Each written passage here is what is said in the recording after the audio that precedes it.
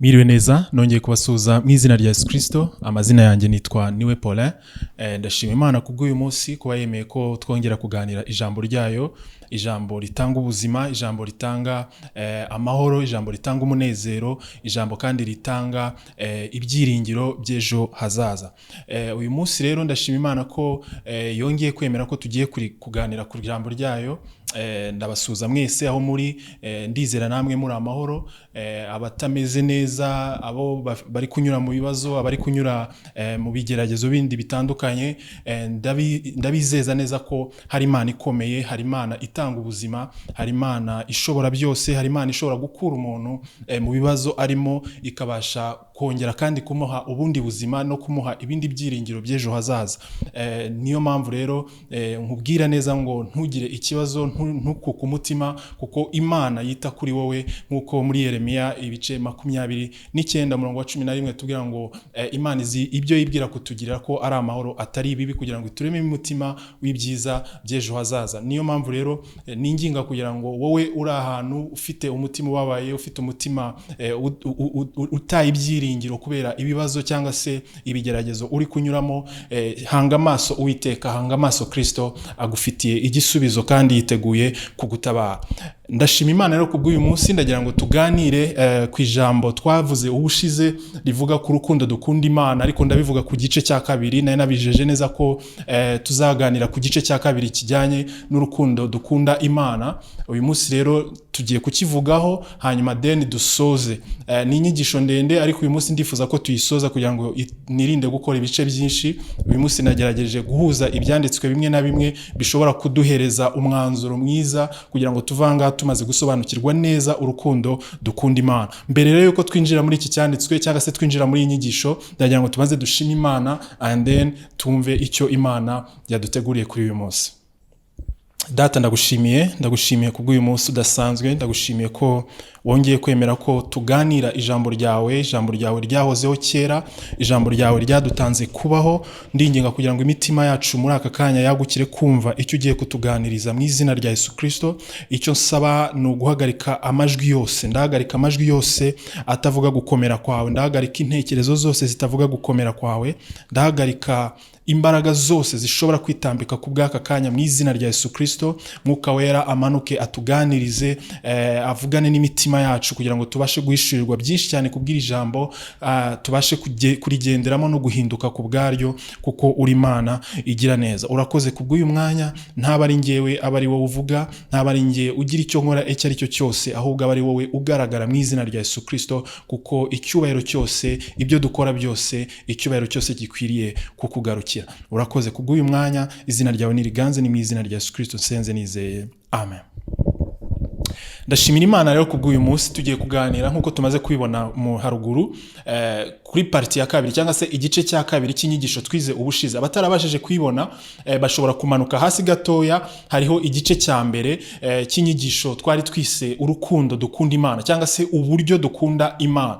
Uyu munsi rero naye nabijeje ko turi buvuge ku gice cya kabiri, niyo mpamvu Imana yongeye kunshoboza kugira ngo tuganire igice cya kabiri cy'inyigisho, kuko ni inyigisho nziza, ni inyigisho yamfashije, ni inyigisho yampumuye amaso, ni inyigisho yongeye kandi kuma kureba kure, mva mu byo nibwiraga ko gukunda Imana ari ubundi buryo, ariko Imana iza kunyereka cyangwa se iza kumishurira mu ijambo ryayo uburyo bwiza bwo dushobora gukunda Imana. Then tugiye rero kureba igice cya kabiri, and then twumve icyo imyanzuro yagiye ifatwa muri Bibiliya, icyo Kristo yabivuzeho, icyo abanditsi babivuzeho, and then tubifatira umwanzuro hamwe, bibashe kugira gute, bibashe kudufasha muri ubu buzima.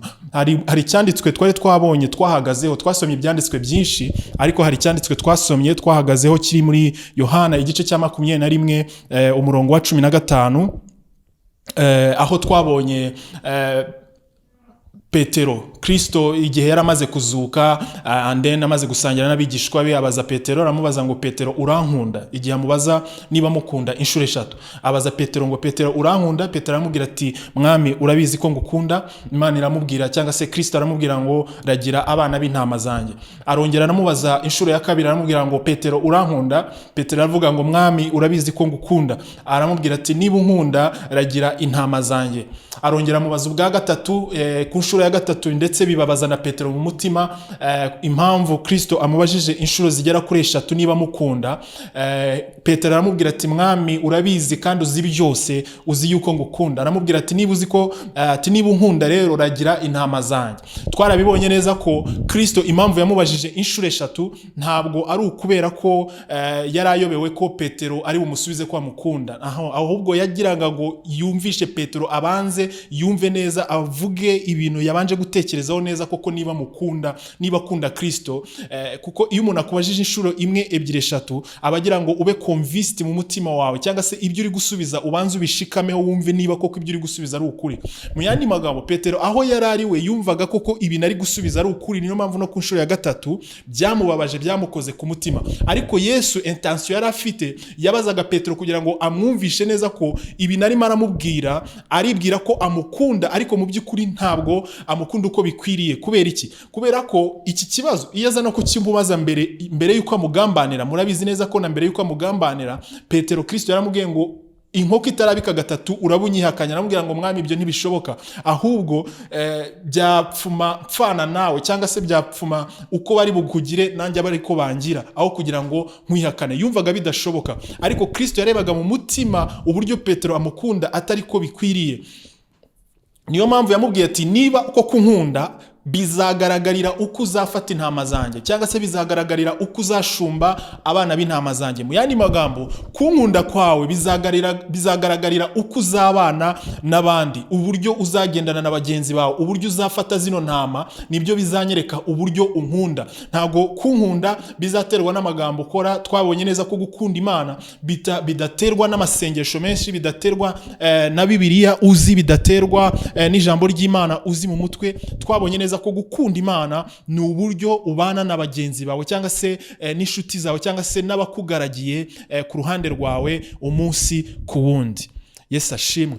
Now urabibona neza iyo umanutse hasi ku gice ku murongo wa 20, Petero abona Yohana. Yohana yari umwigishwa wa Kristo, umwe yakundaga cyane, wabaga mu gituza, umwe bigeze kubwira ngo ababarize uzamugambanira, cyangwa se uwari we, cyangwa se igihe azapfira icyo ari cyo. Hanyuma uwo Yohana, Petero ahindukiye abona Yohana ari kubakurikira.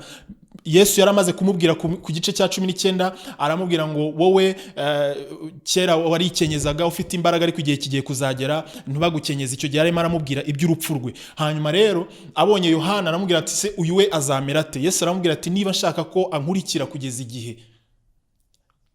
igihe cy'iteka, cyangwa se kugeza igihe nzagarukira, urapfa iki? Mu yandi magambo yararimo amubwira ngo ibyo wibyitaho, ishyari ufite ry'uko wowe uzapfa nkumaze kukubwira urupfu rwawe, ariko uyu nguyu we urabyitaho by'iki. Urabona ko yaramaze kumubwira ngo uburyo uzabana n'abandi, uburyo uzagendana nawe. Uwo muntu yaramaze kubwira, atangira kugirira ishyari abandi, ababaza ngo abo bazabaho bate. Now ibyo rero nibyo Kristo adushakaho, uburyo dukwiriye kumukunda, cyangwa se dukwiriye gukunda Imana. Ntago bivana n'amasengesho menshi twakoze, ntibivana na Bibiliya tuzi mu mutwe, ntibivana n'uburyo twirije cyane, ntibivana n'uburyo twagiye imbere y'Imana bikomeye cyane, kuko twabonye neza ko ibyo ngibyo bitugirira inyungu cyane. Iyo dusenga tubohoza ibyacu, dusengera igihugu, dusengera iki, tuba dushaka ko ibyo byose ubwiza bwabyo buri buvemo, resulta ziri buve muri ayo masengesho zitugarukira. Ariko gukunda Imana myabyo birengeye ibyo ngibyo, birengeye amasengesho, birengeye kumenya ijambo cyane, tukinjira muri bagenzi bacu, uko tubana nabo umunsi kundi, uko tugendana nabo umunsi kundi. Ibyo nibyo bidetermina uburyo dukunda Imana. Now ndizera nyuze mu camake gatoya kubyo twagiye tuvuga, ni birebire, ni byinshi. Utaragize amahirwe kuyumva ashobora kumanuka hasi, ariko kandi tunakurikiranye hano turi buze kugira icyo dukuramo gikomeye cyane. Now ndagira ngo dusome ijambo Yesu, cyangwa se uburyo yabwiye abantu amategeko bakwiriye gukurikiza, and then twumve uko bimeze. Turasoma muri Matayo igice cya 22 umurongo wa 36. Matayo igice cya 22 umurongo wa 36. Hano n'abayuda cyangwa se abafarisayo bari barimo babaza Yesu itegeko riruta ayandi. Umurongo wa 36 baramubaza ngo mwigisha, itegeko rikomeye mu mategeko ni irihe?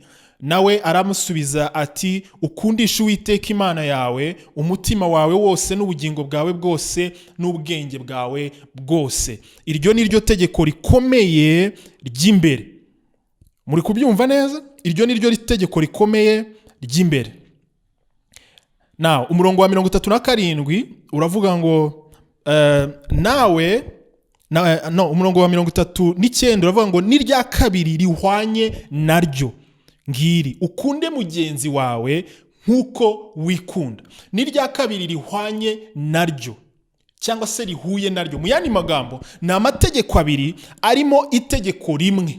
Ni amategeko abiri ariko yose adatandukanye, amategeko ahuye, ameze kimwe, asa. N'irya kabiri ngiri rihwanye naryo, rihwanye n'irya mbere, ukunde mugenzi wawe nk'uko wikunda. Mu yandi magambo ntibishoboka ko ushobora gukunda Imana wirengagije mugenzi wawe, cyangwa se mugenzi wawe umusubije inyuma, umushyize inyuma. Ibi nibyo Kristo yararimo abasobanurira. Arababwira ngo itegeko rya mbere nibyo ni ugukunda Imana, uyikundisha umutima wawe, ubwenge bwawe n'imbaraga zawe. Ariko itegeko rya kabiri rihwanye n'iryo ngiryo, rimeze nkaryo. Ukunde mugenzi wawe nk'uko wikunda. Muri uyisomye nka Bibiliya y'Igifaransa muri Louis II, version ya Louis II, barakubwira ngo voici le second qui lui est semblable. Ni ukuvuga ngo qui lui est semblable, nabivuga gute, bihwanye, bihuye, bimeze kimwe, nta kiruta ikindi, nta kiri hejuru y'ikindi. Mu yandi magambo, ukunze Imana ukirengagiza mugenzi wawe, uburyo ubana na bagenzi bawe bigapfa, hanyuma ukaba uri wa muntu uba mu rusengero amasaha 28 ku yandi, ariko uburyo ubana na bagenzi bawe cyangwa se uburyo ubana n'abandi ukabona nta kintu kizima kirimo, icyo gihe itegeko ry'Imana riba ritarimo, uburyo uburi murarikurikiza biba ritariko. Uko niko Yesu yarimo ababwira ngo itegeko rya mbere nibyo ni ugukunda Imana, ariko kandi hari n'irindi rihwanye naryo neza, yuko ugomba gukunda mugenzi wawe nk'uko ugize gute, nk'uko wikunda. Now reka turebe muri Yohana igice cya 14. Yesu yavuze amategeko ye, amategeko yaza, amategeko avuga y'uburyo yagiye ayashyiraho, uburyo amategeko ye abantu bakwiriye kuyakurikiza. Muri Yohana igice cya 14 turahera ku murongo wa 15. Yohana igice cya 14 turahera ku murongo wa 15. Bibiliya iravuga ngo ni mu nkunda, uwo ni Yesu arimo abwira abayuda, arimo arabwira n'abigishwa be, aravuga ngo ni mu nkunda muzitondera amategeko yanjye, nanjye nzasaba Data nawe azabaha undi mufasha wo kubana namwe ibihe byose. Yesu arimo aratandukanya amategeko yandi bari basanzwe bamenyereye, arimo arempoza andi mategeko mashya. Niho hano yabavuze ngo ni mu nkunda muzitondera amategeko yanjye, nanjye nzasaba Data nawe azabaha undi mufasha wo kubana namwe ibihe byose, niwe Mwuka w'ukuri. Ntibishoboka ko ab'isi bamuhabwa kuko batamurora kandi batamuzi, ariko mwebweho muramuzi kuko abana namwe kandi azaba muri mwe. Sibasiga nk'imfubyi, ahubwo nzaza aho muri. Hasigaye umwanya muto, ab'isi ntibabe bakimbona, ariko mwebweho muzambona kuko ndiho namwe muzabaho. Uwo munsi muzamenya ko ndi muri Data namwe mukaba muri nje, nanjye nkaba muri mwe. 21. Ufite amategeko yanjye akayitondera niwe unkunda, kandi unkunda azakundwa na Data, nanjye nzamukunda mwiyereke. Arongeye agaruka ku kindi kintu cya kabiri cyitwa ngo ukurikiza amategeko yanjye. 22. Yuda utari Iskariyota aramubaza ati Databuja bibaye bite kugiye kwitwiyereka ntiwiyereka ab'isi? 23. Yesu aramusubiza ati umuntu nankunda, arongera abisubiyemo bwa gatatu, umuntu nankunda azitondera ijambo ryanjye, na Data azamukunda, tuzazaho ari tubane nawe. Yesu abivuze gatatu, yerekana uburyo hari amategeko ye, kandi ko umuntu wese umukunda akwiriye kwitondera ayo mategeko ye. Now Yohana, urwandiko rwa mbere rwa Yohana agiye kwerekana ayo mategeko Kristo yavugaga. Iyo usomye urwandiko rwa mbere rwa Yohana igice cya 3 umurongo wa 13, urwandiko rwa Yohana igice cya 3 umurongo wa 13, uramanuka hasi mu nzandiko za Yohana igice cya 3 umurongo wa 13. Yohana agiye gusobanura ayo mategeko Kristo yararimo avuga. Aravuga ngo bene Data, nimutangazwe nuko ab'isi babanga. Urumva Yohana yahise yongera abisubiramo. Twebwe tuzi yuko twavuye ku rupfu tukagera mu bugingo kuko dukunda bene data, udakunda aguma mu rupfu. Reba ukuntu yabivuze. Twebwe tuzi yuko twavuye mu rupfu, twebwe twasohotse mu rupfu. Urupfu avuga n'uruhe? N'urupfu rw'iteka. Mu yandi magambo twahawe agakiza ko gukizwa urupfu rw'iteka. Now tukagera mu bugingo kuko dukunda bene data, kuko dukurikiza rya tegeko Kristo yavuze ngo mukunde bene so nkuko mugira gute, nkuko mwikunda. Ngo udakunda aguma hehe? Aguma mu rupfu. Mu yandi magambo umucyo uba utaramumurikira. Iyo usomye ku murongo wa 15 avuga ngo umuntu wese wanga mwene se ni umwicanyi, kandi muzi yuko ari nta mwicanyi ufite ubugingo buhoraho muri we. Nasomye rino jambo numva umutima wanjye uravuze, ariko ni gute umuntu aba umwicanyi kubera ko yanze mwene se? Ni kubera iki? Ni kubera ko de plus utamuhereza icyo ufite, de plus n'ubundi icyamwica cyangwa se icyamukiza ugifite udashobora kukimuha. Kubera ko urukundo Imana yadukunze rwagaragaye kudukiza urupfu. Na yandi magambo Imana itaza kudukunda twari kurimbuka twese.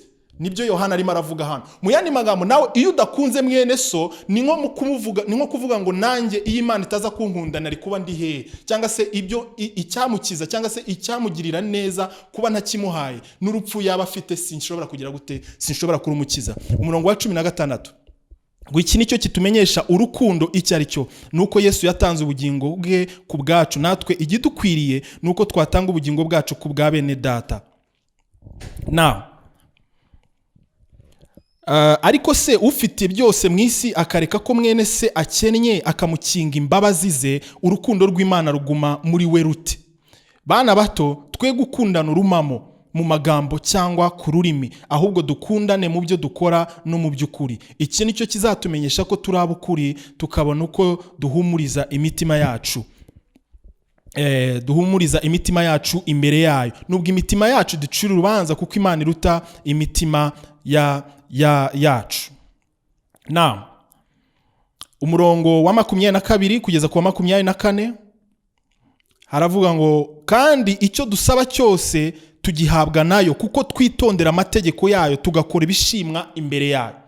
Now hanagiye gusobanura amategeko Yesu yarimo avuga ngo kandi icyo dusaba cyose tugihabwa nayo kuko twitondera amategeko yayo. Arongera bigarutseho yayo yandi ya Kristo, tugakora ibishimwa imbere yayo. 23 ngo itegeko ryayo niri.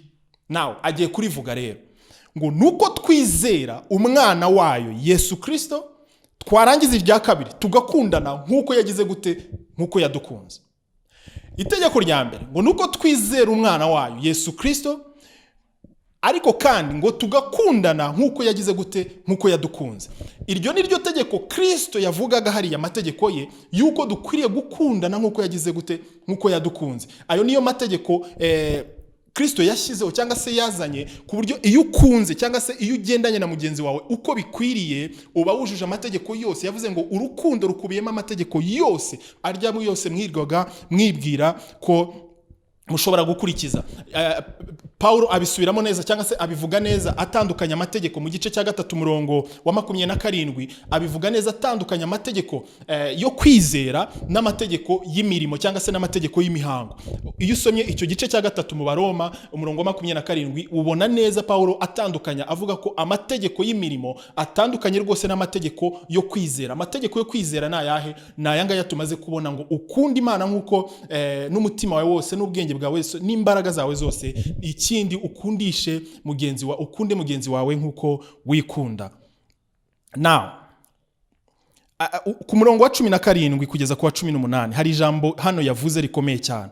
Umva ukuntu yavuze ngo ariko se ufite ibintu byose mu isi akareka ko mwene se akennye akamukinga imbabazi ze, urukundo rw'Imana rwaguma muri we rute?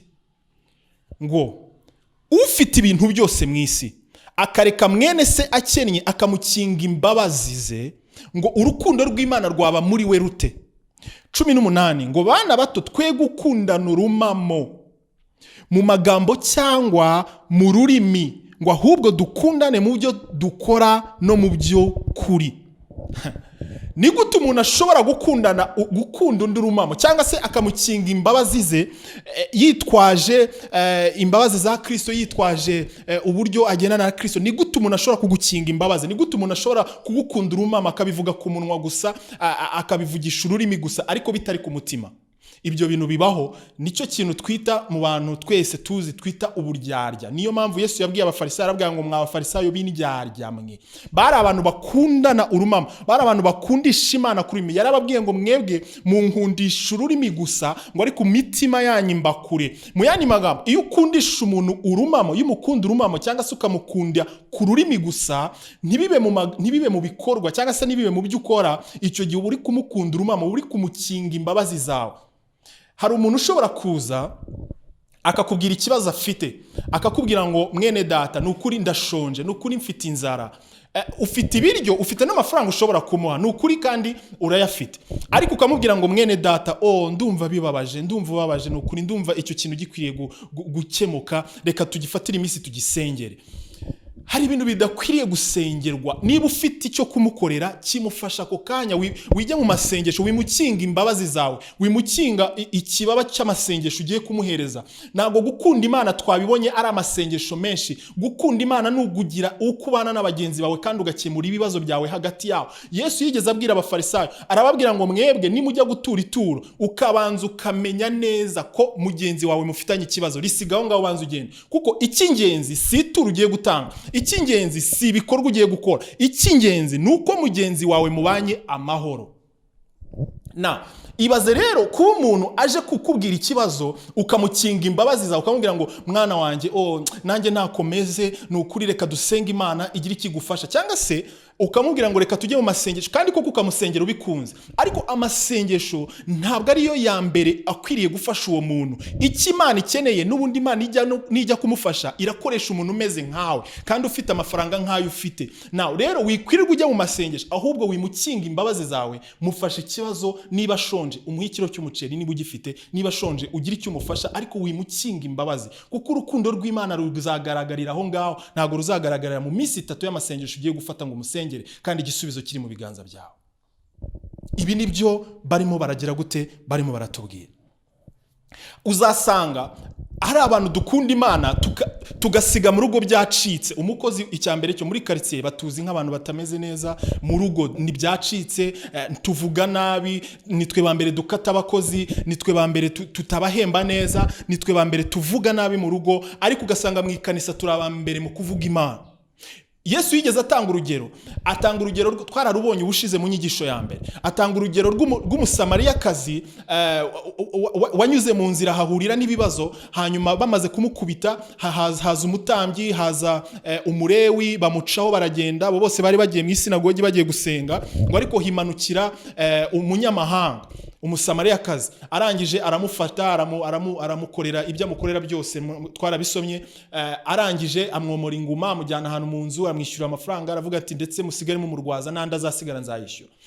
Yesu aravuga ngo uwo nguwo witaye kuri uwo niwe ukwiriye kuba mugenzi wawe, niwe wakoze neza, niwe ukwiriye kugira gute kubona ijuru. Kubera ko bamubajije ngo itegeko riruta yandi ni irihe, arababwira ngo ni urukundo, ngo mugenzi wacu cyangwa se mugenzi wacu ninde, abasobanura ibyo ngibyo.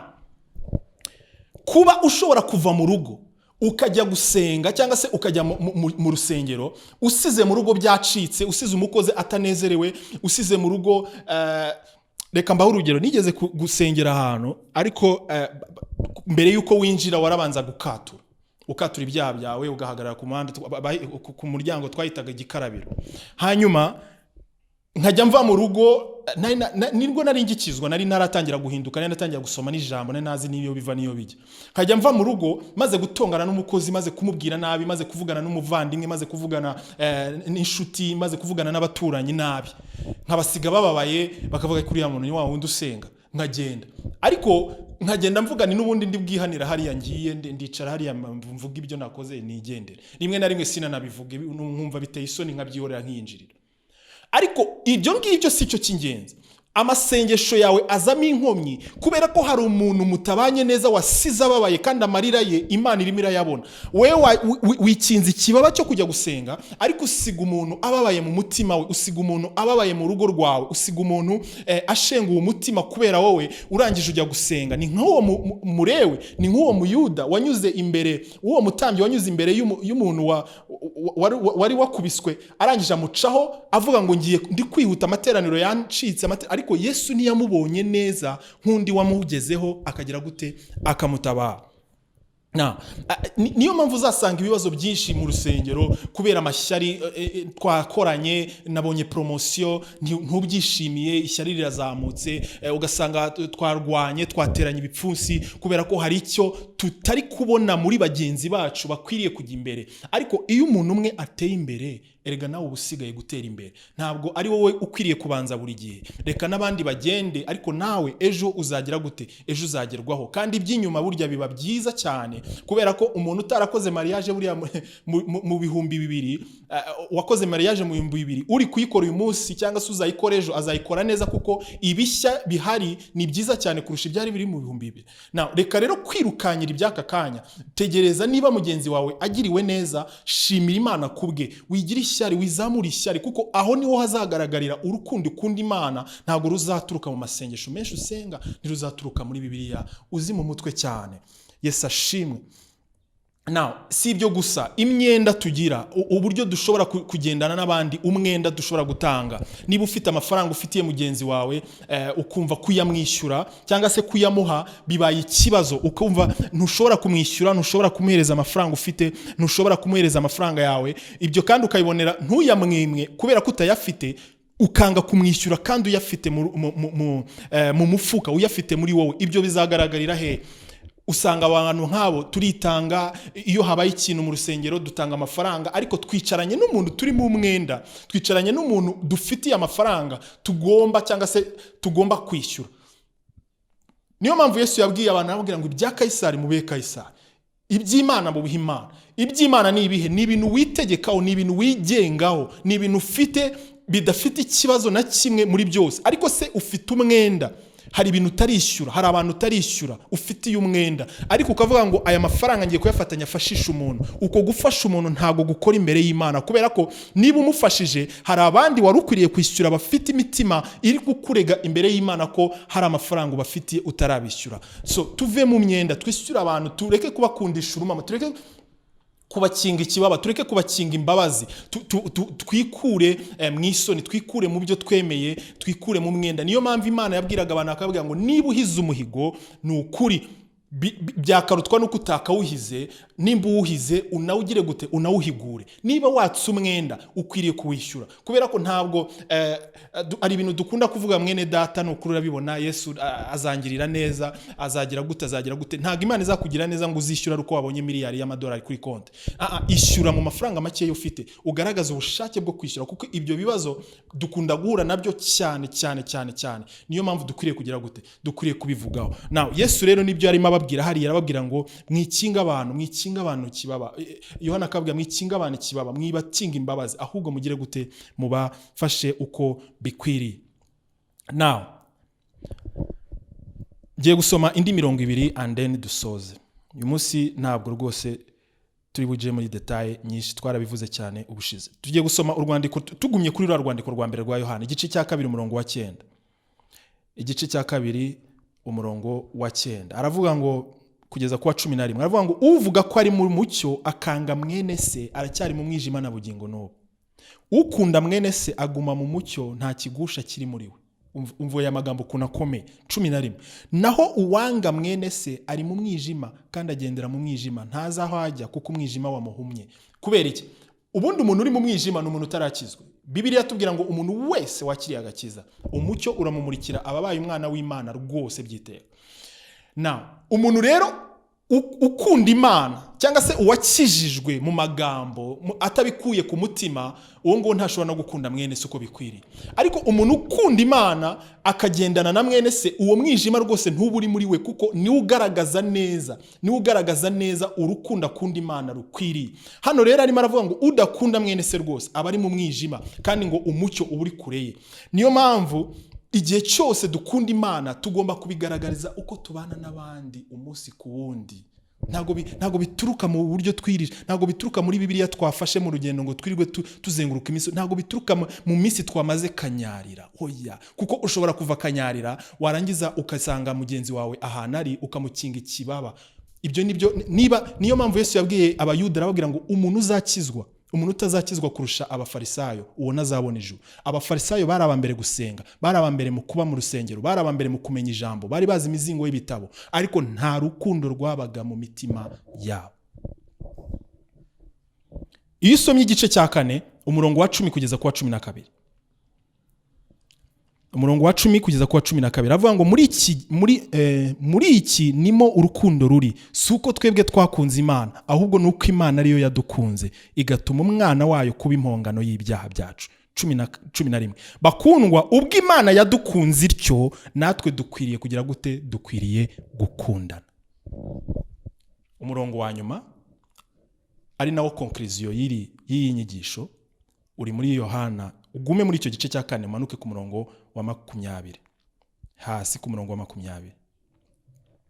Umva ukuntu Bibiliya ivuga: umuntu navuga ati nkunda Imana akanga mwene se aba ari umunyabinyoma, kuko udakunda mwene se yabonye atabasha gukunda Imana atabonye. Reka ndisubiremo: umuntu navuga ngo nkunda Imana akanga mwene se aba ari umunyabinyoma, kuko udakunda mwene se yabonye atabasha gukunda Imana atabonye. Imana ntigaragara, ntago tuyibonesha amaso, ndetse ikizatuma tujya mu ijuru nuko tuyizera tutayibonye. Yesu yavuze ngo hahirwa abizera batakozeho, hahirwa abizera batabonye, hahirwa abizera batahumuriwe, hahirwa abizera sanse zose dukoresha, hahirwa uwizera atabanje kugira na kimwe akoresha kuri iyo sanse. Now, kuko twebwe abana b'abantu twemera ari uko twabonye, twemera ari uko twakozeho, twemera ari uko twahumuriwe, twemera ari uko twaryohewe, twemera ari uko twumvishe. So umuntu wese wemera Imana akayizera, akemera Kristo akamwizera gutyo, uwo nguwo arahiriwe. Ariko Yohana aravuze ngo niba wizera Imana utabona, ukanga mwene so ureba, ngo urukundo ukunda Imana nta ruhari. So now duhindure, niba dusenze tubwire Imana iduhindure imitima yo gukunda bagenzi bacu. Icyo nicyo kizagaragaza ko dukunda Imana tutabona, dukunda Imana tuvuga, dukunda Imana dusenga, dukunda Imana tubana nayo. Yesu abaho umugisha, Yesu abagirire neza.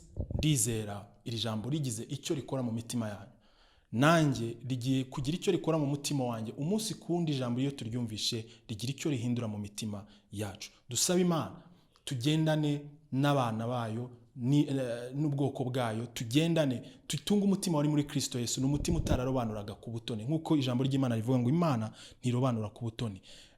Abayikunda igendana nabo, kandi abayishakana umwete abo barayibona.